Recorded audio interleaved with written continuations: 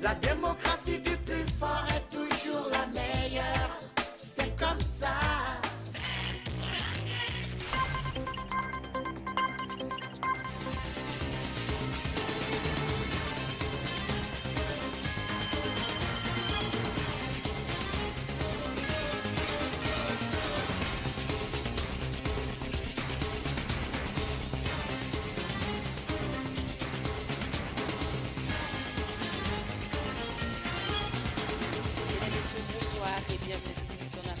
Sur nos antennes. Au sommaire, pendant que le rassemblement se réunit à Limete ce vendredi soir, le gouverneur de la ville de Kinshasa a décidé qu'il n'y aura pas de meeting ce dimanche. Clôture ce vendredi du forum sur le climat des affaires. Le gouvernement s'engage à lutter contre plusieurs fléaux qui empêchent le développement de la République démocratique du Congo. Et puis, les musulmans du monde entier ont célébré avec faste ce vendredi la fête du sacrifice. À suivre dans ce journal le reportage de la Tabaski dans une famille musulmane. Et ce journal qui reçoit comme invitée Linda Kabombo, elle est fondatrice de l'ONG Mpelod, mission pour promouvoir l'éducation et la lecture des orphelins et des défavorisés. Bonsoir Linda. Bonsoir madame. Et vous préparez encore une autre grande manifestation. Exactement. Et c'est justement sur cette manifestation que nous allons aborder dans ce journal. Mais je vous retrouve tout à l'heure. Ok, merci. Le meeting de la plateforme acquise pour l'opposition, initialement prévu pour ce dimanche 3 septembre, n'aura finalement plus lieu. En réponse à la lettre d'information du RASOP, le gouverneur de la ville, André Kimbuta, s'est dit incapable de prendre acte de l'organisation de cette manifestation de l'opposition. Les raisons sécuritaires sont à la base de cette situation, de cette suite de non-recevoir du premier citoyen de la ville au responsable de rassemblement limité. Pour rappel, le meeting du rassemblement devait avoir lieu ce dimanche au boulevard Triomphal, après l'accueil de son président Félix Tshisekedi prévu le même dimanche à l'aéroport de Ndjili. Contacté par Numérica Télévision, Christophe Lutundula, membre du Conseil des sages du rassemblement, promet une réaction officielle de sa plateforme dans quelques heures. Incroyable mais vrai, une première dans l'histoire de la démocratie africaine, la Cour suprême a annulé les résultats de la présidentielle au Kenya. Elle ordonne cependant la tenue d'un nouveau scrutin d'ici 2 mois. La Cour a constaté les irrégularités lors des élections organisées le 8 août dernier. Anita Kangoudia pour les détails. Sûrement une première en Afrique, une Cour suprême qui invalide l'élection d'un président. Ça se passe au Kenya depuis ce vendredi. Uhuru Kenyatta, réélu avec 54% de voix contre 44% pour son adversaire Raila Odinga à la présidentielle du 8 août dernier, devront s'affronter encore en début novembre prochain. Pour la petite histoire, ayant constaté des irrégularités notamment dans la compilation des résultats et des fraudes massives, la Cour suprême kenyane a déclaré que les élections qui n'ont pas été organisées en accord avec la Constitution ont été entachées de beaucoup d'irrégularités, d'où la décision définitive de la Haute Cour rendue à la majorité de ses membres, dont 5 juges sur 7. Selon le juge président, la commission électorale a failli à sa mission. Erreur par ailleurs reconnue il y a peu par la commission électorale. Selon les observateurs, ceci serait le résultat de la vigilance de l'opposition qui a eu accès à des documents originaux de la commission électorale certifiant la fraude.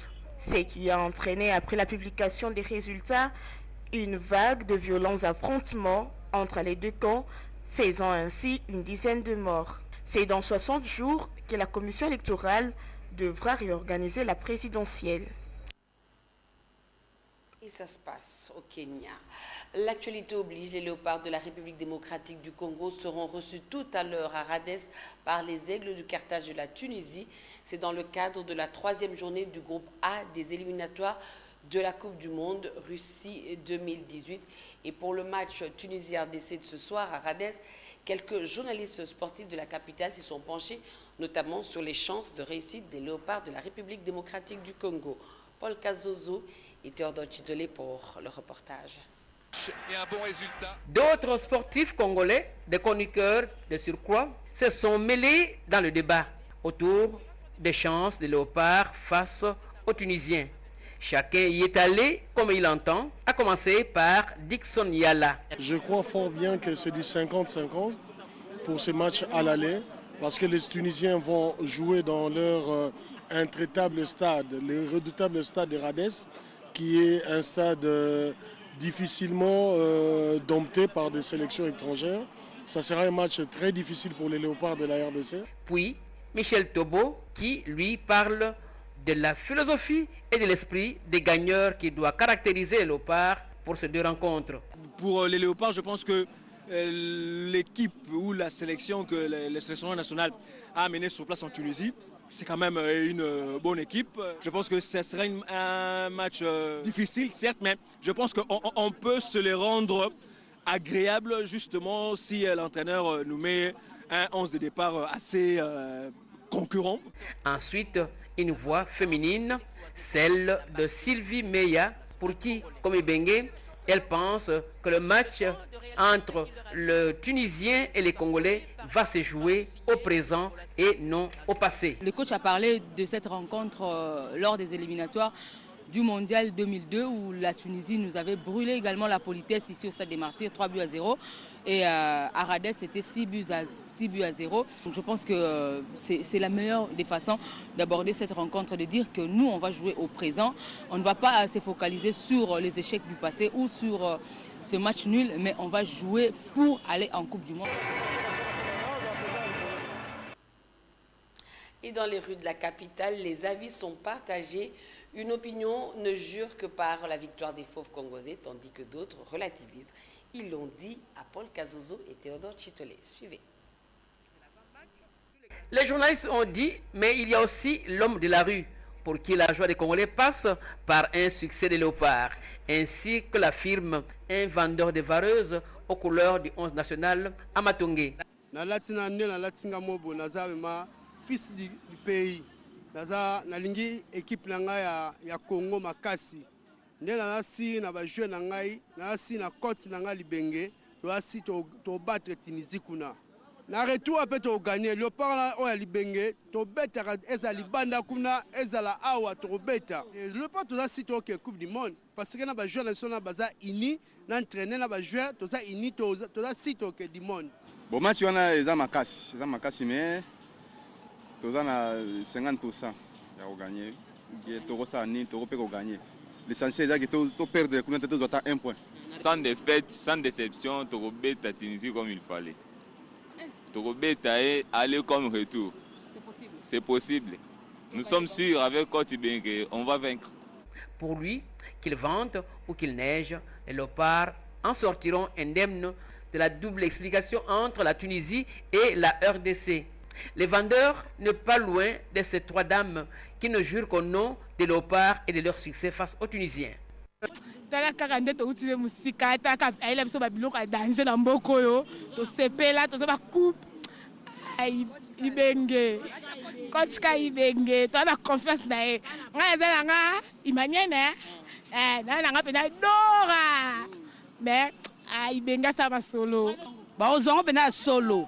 Et belé te de kaka te mbalamo ba libéré tout ba ozongo belé na biso moko ba ozongo ya pete to kende mingi ezate mi balé po biso ba mama lo kwa to kenda le sambo to sambe to kotima kamba balé to somo trop to sambela depuis to sambela mingi nzamba ka biso to ko jeune mukolo ndo ba ozo ba mi balé et retour awa retour ma belé ma mère ouais to ke risi to kende. Et selon le sélectionneur de la République démocratique du Congo, son équipe a l'obligation de faire un bon résultat pour garder la tête du groupe. Florent Ibenge reconnaît également que la Tunisie est une équipe qui a acquis la maturité et difficile à jouer. Pour lui, l'objectif est d'aller en Russie. Clôture cet après-midi du forum sur l'amélioration du climat des affaires. Parmi les recommandations, il y a notamment l'interdiction de la perception des taxes et des frais illégaux sur l'ensemble du territoire nationale. Hermione Yanvou, Eric Nongala, reportage. C'est indéniable. Le climat des affaires en République démocratique du Congo est vicié. Les facteurs de sa déliquescence sont clairement identifiés, parmi lesquels l'absence de suivi devenue chronique des mesures arrêtées au plus haut niveau, mais aussi une multiplication à l'infini d'impôts, taxes et redevances en tout genre, sans compter la généralisation de la fraude douanière et fiscale. La simplification des procédures de mutation, la numérisation et la sécurisation des titres de propriété en République démocratique du Congo. La problématique de la résolution des litiges fonciers. Le processus de l'octroi du permis de construire. Les procédures et le coût du raccordement à l'électricité moyenne tension. L'engagement est donc pris d'observer scrupuleusement les recommandations prises sans tenir compte des sensibilités politiques dans la prise de décision, avec à la clé une batterie de sanctions. Tout le monde sait que notre système fiscal est archaïque, lourd et inefficace. Il favorise la corruption et la concussion des affaires, décourage l'investissement et enrichit plus les agents de l'État que l'État lui-même. Je lance donc ici un sérieux avertissement à tous ceux qui seraient tentés de penser que les mesures économiques urgentes du gouvernement resteront lettres mortes et qu'ils peuvent les violer impunément. Les recommandations sectorielles seront matérialisées sous forme d'arrêtés ministériels et serviront de socle à l'amélioration du climat des affaires. Autre chose, pas de repos à la Société nationale d'assurance.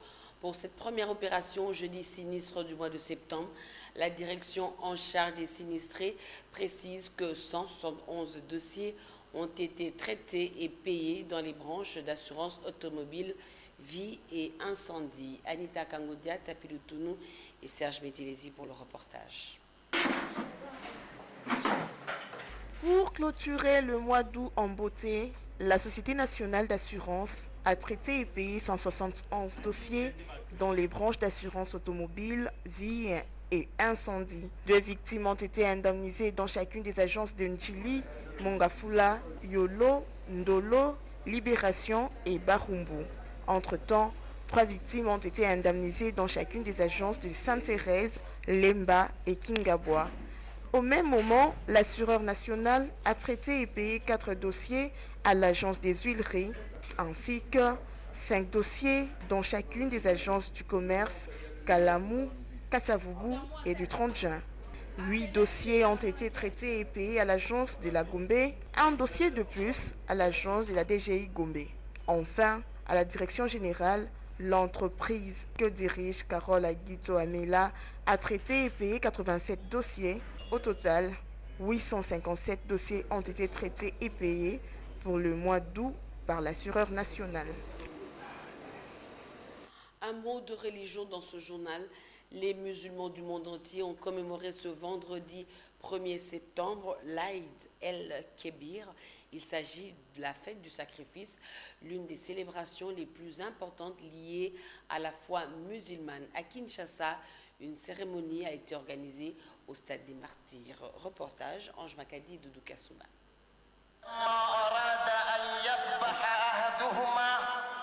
La Tabaski ou fête de mouton est la plus importante fête de l'islam.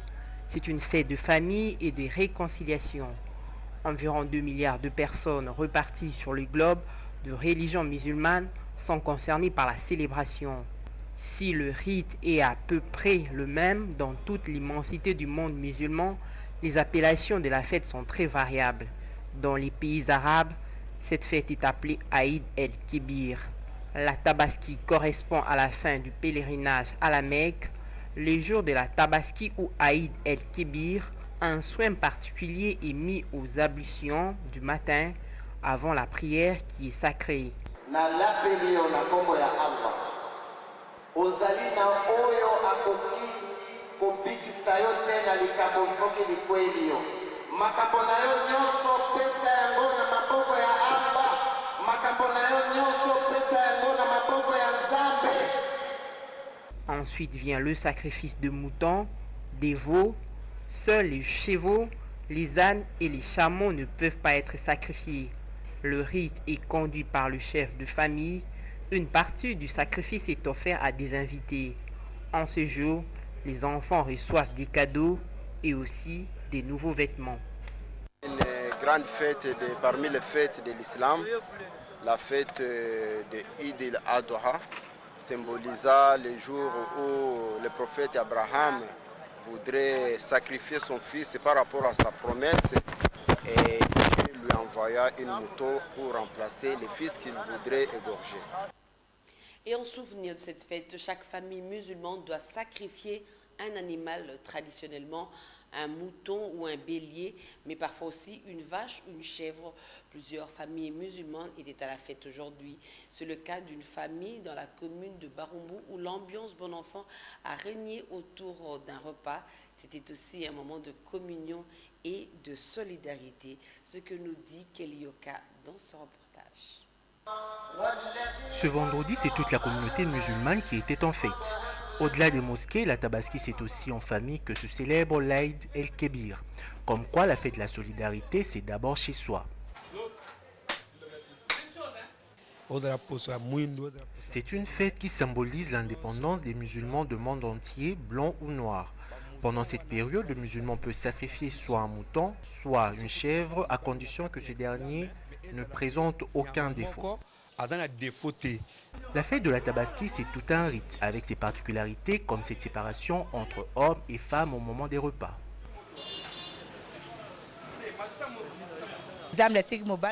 Selon la tradition, il est recommandé aux femmes et aux hommes de ne pas manger dans une même assiette pendant la Tabaski. Quand bien même ça peut arriver, mais la tradition est contre. Les dates du calendrier musulman varient en fonction des phases de la lune observées localement.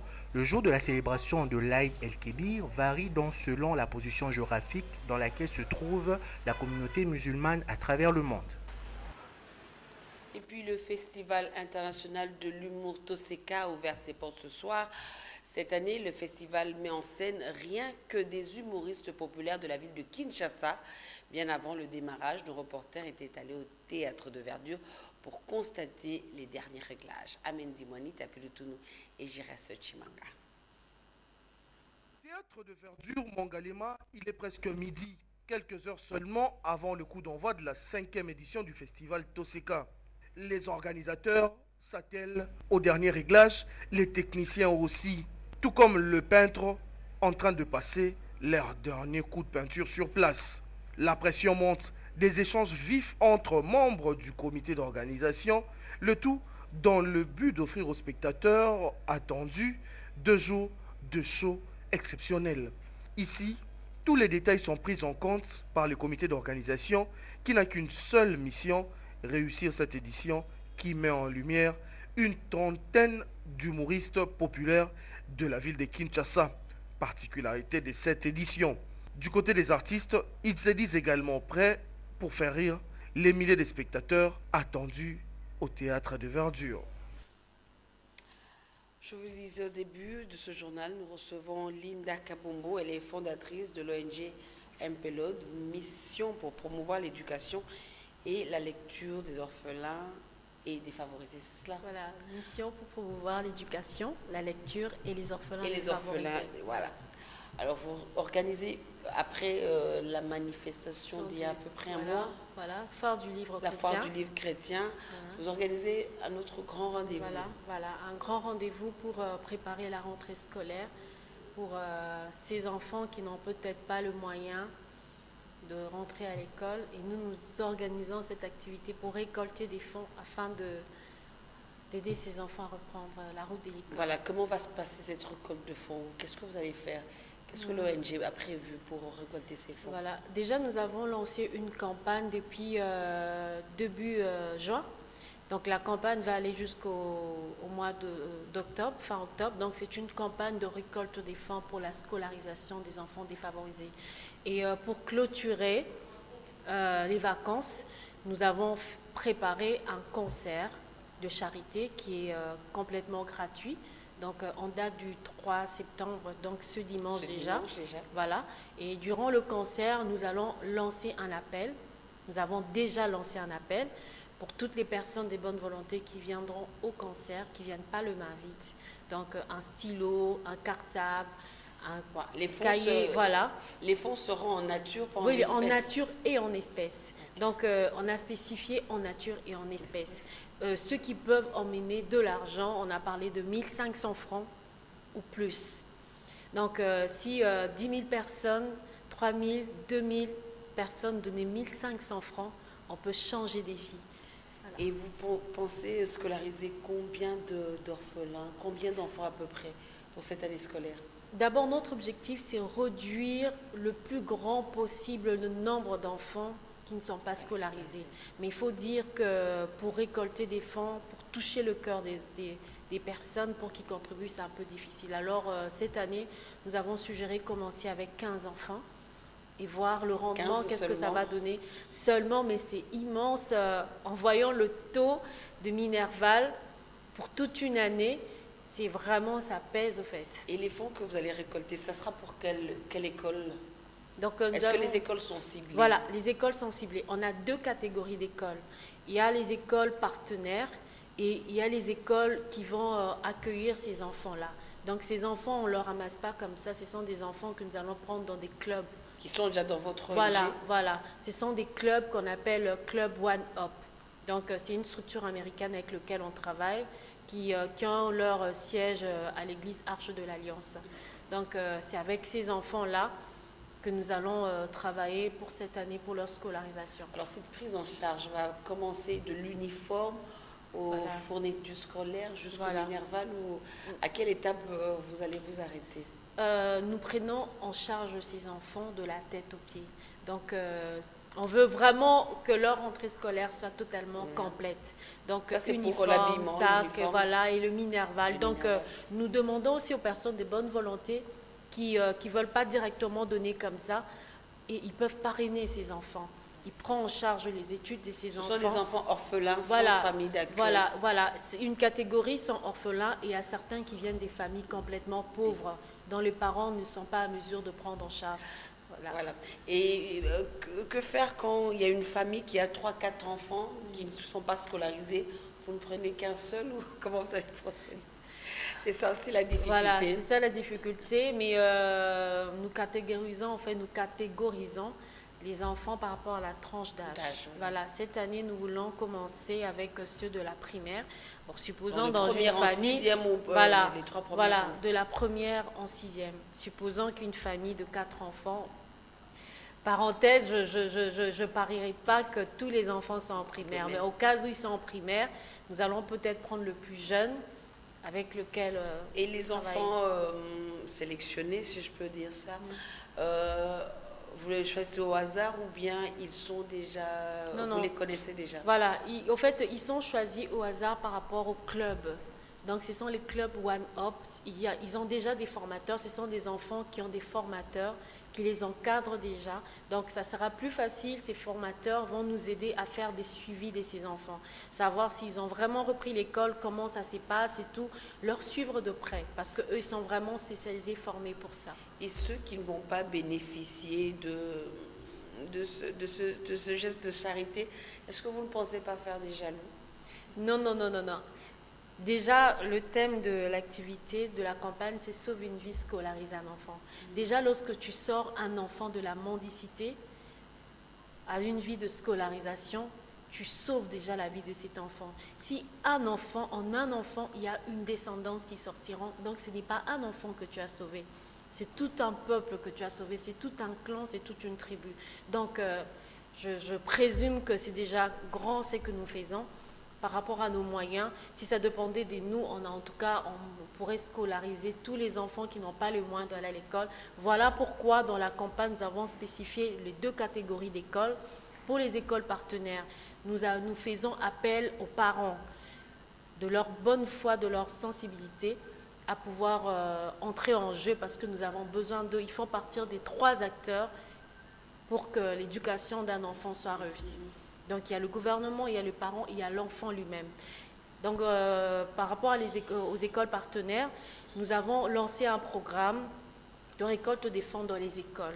Donc, chaque parent qui viendra payer les minervales de son enfant, qu'il ait la bonne volonté, la bonne foi de nous laisser à 1000 francs ou à 1500 francs dans une caisse que nous allons créer. Quelles sont ces écoles? Peut-être il y a d'autres parents qui vont payer les minervales, mais qui ne connaissent pas...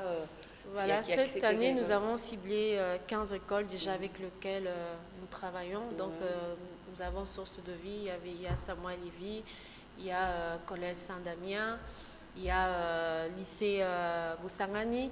Donc, il y a au moins 15 voilà. Mais pour connaître la liste, il faudrait nous contacter. Selon le programme du gouvernement, la rentrée, c'est déjà lundi. Est-ce que vous ne prenez pas un peu en retard? Non, non, on avait commencé la campagne, ça fait depuis le mois de juin. Donc, il y a déjà un bon paquet. Voilà. Non, pour le moment, il y a juste il y a un groupe, en fait, une structure qui se sont portés garant de parrainer plutôt 3 enfants. Donc, il y a déjà 3 enfants.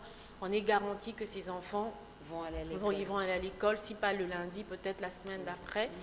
Il y a une personne, un individu, à partir de la France, qui a envoyé le Minerval. Donc, ça pourra aider cet enfant à étudier durant toute l'année. Voilà, nous faisons appel. Revenons sur ce concert qui aura lieu déjà le dimanche. Voilà. À quel endroit? À l'école Lisanga. Lisanga, Bokele. Voilà, Lisanga. Voilà. Et de quelle heure à quelle heure? Il va commencer de 15h30 à 19h30. Et qui est invité? Il y a d'abord moi, en tant qu'artiste. Il y a le frère Seton Katombaï, le frère Sylvain Kachila, Eric Kionga, Patou Elinga, la Liga Musica, El Georges, Isma. Voilà. Vous précisez que le concert sera gratuit. Oui, le concert, il est complètement gratuit. Mais que les personnes qui viendront prendre part à ce concert pensent à faire un geste, au fait, pour la scolarisation de ces enfants. D'accord. Voilà. On peut faire un petit comeback sur la foire du livre, puisque vous étiez ici pour annoncer cet événement. Est-ce que c'était un succès? Oui, oui, c'était un succès pour une première édition, il faut le dire. C'était vraiment un succès.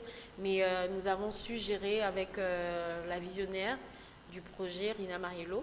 Donc, le projet sera lancé chaque année impair. Donc, comme nous avons fait ça en 2017, la prochaine édition sera en 2019. Est-ce qu'on ne va pas un peu oublier ça? C'est pas trop élastique? Non, non, non. C'est pour mieux se préparer et pour laisser le temps aux auteurs de se préparer et de s'enregistrer. Donc, on était un peu serré cette année. Sur les objectifs de la foire du livre? L'objectif, c'est de promouvoir la lecture. Voilà. C'est de promouvoir la lecture et d'encourager le Congolais à pouvoir écrire. Parce qu'il y a beaucoup des personnes qui ont des récits, des livres, des manuscrits plutôt gardés encore chez eux. Et cette foire du livre chrétien motive ces personnes à prendre leurs manuscrits cachés et tout, et à les mettre propres, et en faire de livres et à se lancer dans la publication. Voilà, en tout cas, merci Linda Kabongo. Je rappelle que vous êtes la fondatrice de l'ONG Mission pour promouvoir l'éducation, la lecture des orphelins et des enfants défavorisés. Et droit devant la caméra, lancer un appel à tous ces personnes de bonne volonté qui vous invitent pour ce dimanche, pour le concert. Voilà. Toutes les personnes qui me suivent, nous c'est l'ONG Ampelot, moi c'est Linda Kabombo, nous avons besoin de vous. Ces enfants, ils ont besoin de vous. La RDC a besoin de vous. Donc, l'éducation est très, très, très importante. L'éducation, c'est même la force de l'économie d'un État. Si on veut que l'économie de notre pays puisse prendre le relais, nous devrons investir à fond dans le secteur de l'éducation. Raison pour laquelle, depuis 2014, nous sommes sur ce projet de la scolarisation avec notre slogan « 1 $ pour changer une vie ». Donc, c'est cette année que nous avons décidé de lancer le projet après plus de 3 ans de préparation. Donc, vous voulez nous contacter, allez sur notre page Facebook Ampelot International, sur notre site www.ampelot.org. Vous pouvez aussi nous contacter sur le numéro +243 9 91 423 723. Déjà ce dimanche, on sera à l'école Lisanga à partir de 15h30. Le concert, il est gratuit. Il y a plusieurs artistes. Ne restez pas à la maison. Venez, vous êtes un élève, venez. Il y aura un moment aussi d'exhortation pour les élèves, les motiver, comment reprendre ce premier pas d'école et tout, quelle attitude avoir. Donc, nous sommes là, nous c'est l'ONG Ampelo, donc ne résistez pas, sauve une vie, scolarise un enfant. Donc, la scolarisation d'un enfant dépend de votre bonne volonté. D'accord. Le concert de récolte de fonds, c'est pour ce dimanche sur l'avenue de la Science, voilà, à l'école Lisanga. Voilà. Merci, Linda d'avoir répondu à notre invitation et bonne chance. Merci. Mesdames, Messieurs, nous allons terminer ce journal par un carnet rose. Le couple Dieudonné Mbaka et Angèle Mbaka, la famille vient de s'agrandir. Angèle vient de donner naissance à un mignon garçon ce 1er septembre. D'après l'empereur Dieudonné Mbaka, le petit prince et sa maman se portent très bien. Et félicitations au couple. Mesdames, Messieurs, c'est la fin de cette édition d'information. Merci de votre attention. Je vous rappelle que vous pouvez nous suivre à l'étranger sur le bouquet CVLA TV dans au moins 30 pays sur le canal 98. Bonne suite de programmes sur nos antennes. Demain, c'est la Sabbat et vous retrouverez Amen Dimwani à 19h. Et moi, je vous retrouve jeudi prochain. D'ici là, portez-vous bien et très bonne suite de programmes sur nos antennes. Au revoir.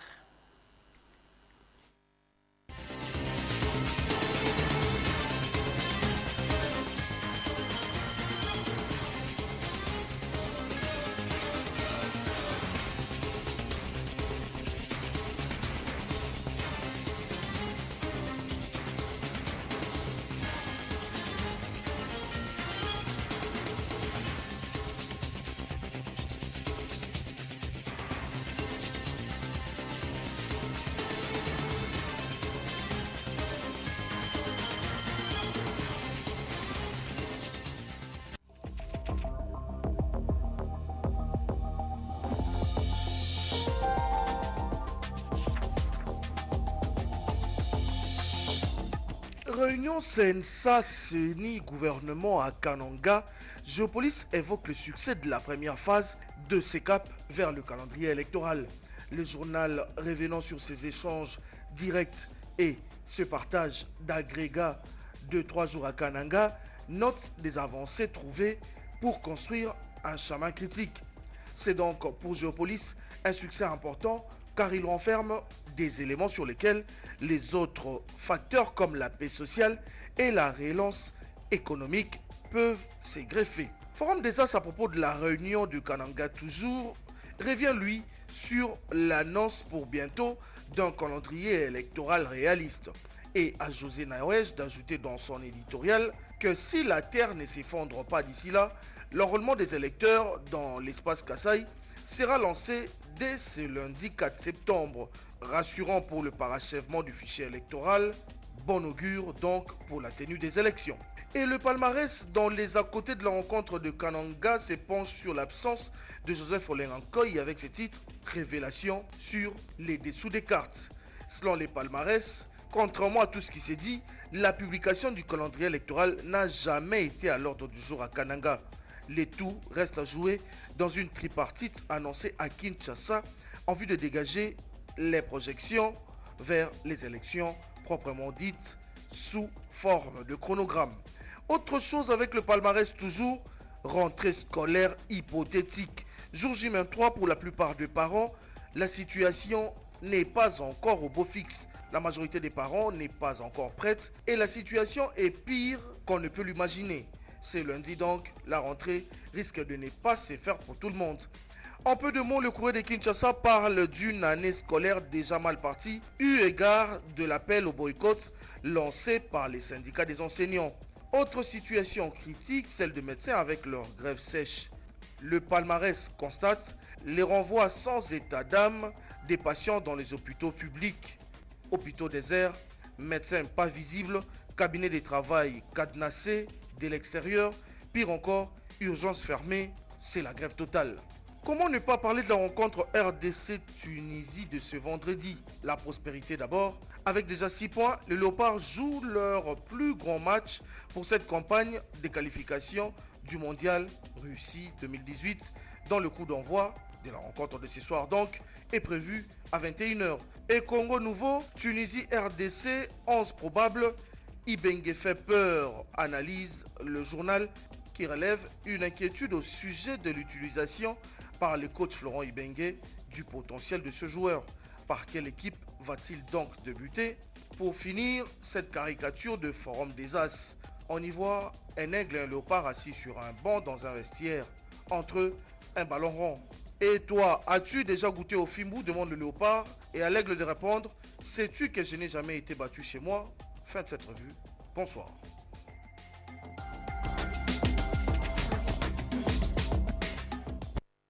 Il a plu au Seigneur de rappeler à lui l'âme de sa fidèle servante Jacqueline Sakina Mugo, décédée aux cliniques universitaires de Kinshasa, déçue d'une longue maladie.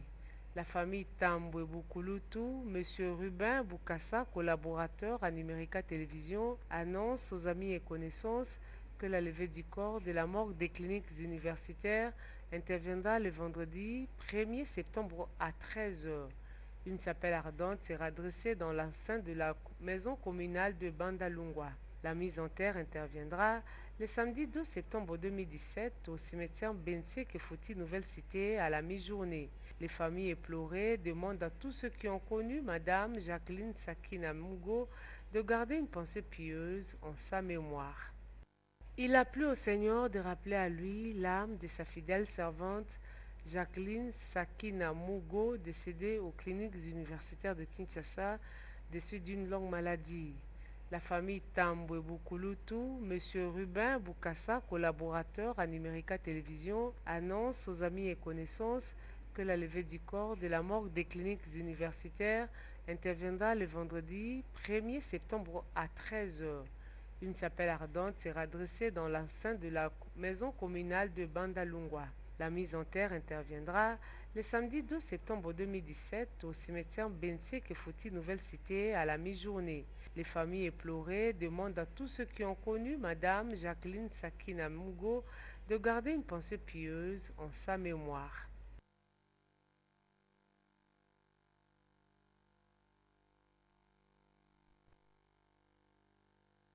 Et un bon résultat. D'autres sportifs congolais, des chroniqueurs de surcroît, se sont mêlés dans le débat autour des chances des léopards